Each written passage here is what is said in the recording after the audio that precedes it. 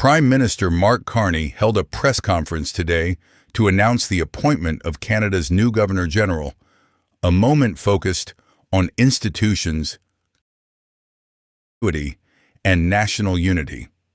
But what followed quickly went beyond the announcement itself. Reporters used the opportunity to press him on far more politically sensitive and strategic issues. He was questioned directly about his recent remarks on the global order being reshaped through Europe, and whether that suggested a reduced role for the United States. He was also challenged on the potential rise of separatist momentum, along with concerns around transparency and political criticism. Prime Minister, you said in your recent trip to Armenia that it's your strong personal view that as the international order will be rebuilt, it will be rebuilt out of Europe. What did you mean by that? Do you see a future where Europe overtakes the U.S. as the center of the world order? Well, I think there's a direct line to what we're celebrating today. I think we are celebrating the constitutional role of the Governor-General.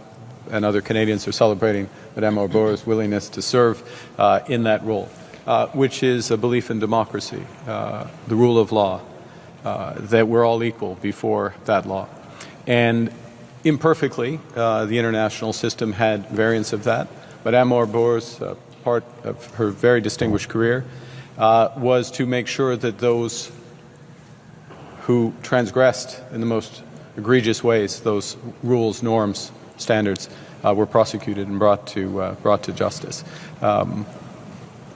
That system, as I've observed in the past, and I'm not alone in making these observations, has been greatly weakened and needs to be rebuilt, and rebuilt perhaps in a different way, but rebuilt based on the same principles.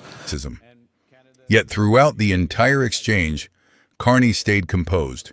He avoided getting pulled into reactive or speculative responses, and instead kept his focus on the rule of law, institutional stability, and long-term national positioning.